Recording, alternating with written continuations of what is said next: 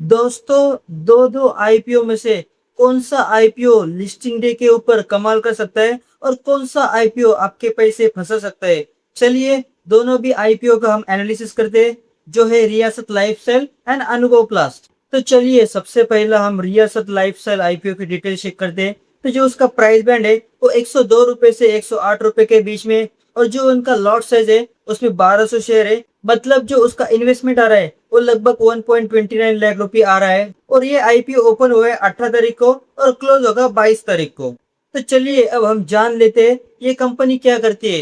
तो रियासत lifestyle ethic where segment में काम करती है। ये कंपनी कुर्ता, जोधपुरी, लहंगा और वेडिंग वेयर प्रोडक्ट बनाती है और उसे सेल करती है।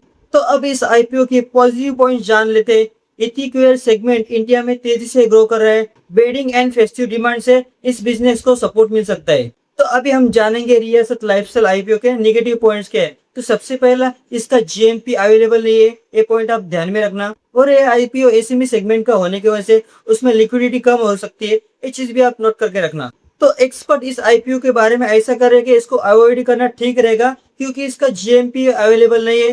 तो अगर आप इस आईपीओ को लॉन्ग टर्म के हिसाब से देख रहे हो तो उसका फाइनेंशियल होगा, वैल्यूएशन हो गया, उस कंपनी पे कर्जा कितना है वो आपको चेक करना पड़ेगा। तो अभी हम आज के हमारे दूसरे आईपीओ की डिटेल चेक करेंगे, जो है अनुभव प्लस। तो उसकी जो प्राइस बैंड है वो 77 से 80 रुपीज तक है। और जो उसका लॉट साइज है वो 1600 शेयर है। और ये आईपीओ है वो ओपन हो रहा है 19 तारीख को और क्लोज होगा 23 तारीख को। और इस आईपीओ में जो इन्वेस्टमेंट लगने वाली है वो लगभग 1.29 लैक्स लगने वाली है। तो अभी हम जानेंगे अनुभव प्लस कंपनी करती क्या है। तो ये ईआरडब्ल्यू स्टील पाइप बनाती है, ट्यूब्स और स्टील ट्यूबुलर पोल्स मैन्युफैक्चरिंग करती है। इंफ्रास्ट्रक्चर और कंस्ट्रक्शन सेक्टर से इस कंपनी का बिजनेस है वो लिंक है। अभी हम जानेंगे इस आईपीओ की पॉजिटिव पॉइंट्स क्या है। तो infrastructure sector long term growth story है। मैन्युफैक्चर बिजनेस होने के कारण से जो डिमांड है वो स्टेबल रह सकती है। अभी हम बात करेंगे इस कंपनी के निगेटिव पॉइंट्स।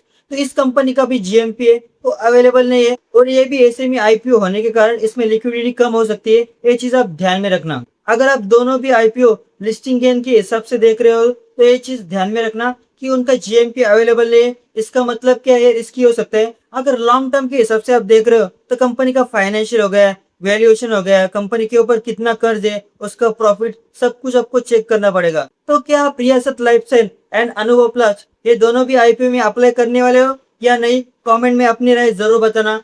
और इस यूट्यूब चैनल पे आपको ऐसे स्टॉक मार्केट के नॉलेजेबल एंड यूजफुल वीडियो देखने को मिलने वाले। तो मिलते हैं और एक ऐसे स्टॉक मार्केट के अमेजिंग वीडियो में। तब तक कीप इम्प्रूविंग।